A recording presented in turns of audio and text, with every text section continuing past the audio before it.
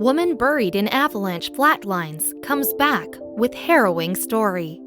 All it takes is 1 foot of snow to kill you. Like concrete, it sets on top of you, restricting your movements, and without some assistance, you're in trouble. As time passes, the carbon dioxide from your breath collects in a small pocket in front of your mouth, ensuring you eventually have no fresh air to take in. It's dark, lonely, and suffocating. And it's where Rihanna Shaw found herself after a devastating ski accident. Rihanna Shaw was living her life to the fullest at the young age of 22. She lived in Chichester, West Sussex in the United Kingdom, but wanted to enjoy the ski season abroad. Her journey led her to Ischgl, Austria, where the snow was calling her name and waiting to pull her in. In 2012, she and 5 of her friends arrived at St. Anton Ski Resort, where they planned to enjoy their snowy vacation for the next 2 weeks. There would be hot tubs, drinks, and fine dining, if everything went to plan, which it didn't. Right away, there were problems. There was a shortage of snow in the area, which made skiing harder than normal, and less enjoyable for the more experienced and daring, like Rihanna and her friends. They hoped for some greater snowy action, and they got their wish when a heavy storm blew into town. For 2 days straight, no one at that resort could ski due to a terrible snowstorm. When the danger subsided, a thick, fresh coat of snow gleamed throughout the Alps region. It was a beauty for most people, and for Rihanna and her friends, it was a call to action. The 6 friends were trained in skiing and avalanche safety, so they felt prepared for the worst-case scenarios. There was a rush of excitement as they finally hit the slopes after 2 days stuck in a snowstorm. So they all threw caution to the mountain and let loose. Rihanna and her friend Gordon went ahead of the others, but they all wound up meeting along the slope. Rather than staying in the piste where they'd be closer to the resort, they went off to a remote area where they could be as wild as they wanted. As risky as they were acting, they weren't completely going blind. That area that Rihanna, Gordon, and their friends headed for was one they had been to before. The familiarity would not spare them from danger. In hindsight, going unprepared to an area they nicknamed Death Valley was definitely not the best plan, but they felt safe enough to let loose. As they sped across the snow, some on skis, others on boards, Rihanna was the most daring as she picked up speed, not seeing what was coming at her. It was another skier. They collided into each other at ferocious speeds, and Rihanna went flying in the other direction, losing her skis completely. As she tumbled, she was hit with a spray of snow, and when she realized the source, she started to panic.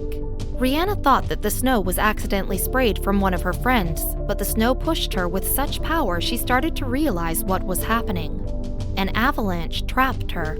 The heavy snow that pushed down against her body made it impossible for Rihanna to move or breathe. Then, there was a feeling of falling as the avalanche swept her away for at least 150 meters before she finally stopped moving entirely. There was an eerie, dampening silence. Rihanna had a sense of what went wrong. The Alps were already prone to avalanches, but the freshly fallen snow had made any activity especially dangerous. The collision with her friend triggered the whole event, and Rihanna recognized the grim reality. She only had a few minutes to live. Specifically, she knew because of the avalanche training that she and her friends went through that she only had about 11 minutes before family was planning her funeral. A couple minutes passed and Rihanna, completely trapped, was not feeling so well. Someone needed to find her and pull her out. Naturally, anyone's first instinct would be to pull themselves out. But snow is not as easy to escape from as people may think. Like wet cement, snow can become solid quickly, and with a few feet at least weighing her down, there was no hope in Rihanna saving herself. Meanwhile, her friends on the surface gathered together because of how far the avalanche had pushed her. It was a challenge for the boys to find her without tracking equipment. All they had were their hands to dig. Quickly, they formed a brilliant idea that did the job. The boys formed a line and systematically searched through all the snow. They spotted one of Rihanna's skis, which helped them pinpoint where she was. Still, the search was taking much too long. As they dug through the snow, inch by inch, they couldn't help but feel like they were too late. Back in the snow, Rihanna's phone began to ring, but the call went unanswered. She called out for help as she began to feel faint of breath. The suffocating pressure of being buried so deep in the snow was too much for her. She had to do something. or she would perish. Although she could see some light from the surface, she could hear no one around her. Her calls for help wouldn't reach any living ears, so she finally called it. She accepted her fate. She was going to die. There was nothing left to do but wait for darkness. But then, still stuck, Rihanna's mind wandered, and she saw something out of the ordinary. "I started walking along a path in this peaceful, pale forest," she recalled. It had tall evergreens on either side. It looked like there was some kind of snow on the ground, but not like snow as we know it.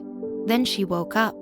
Rihanna suddenly found herself above the snow in the arms of her friend Gordon.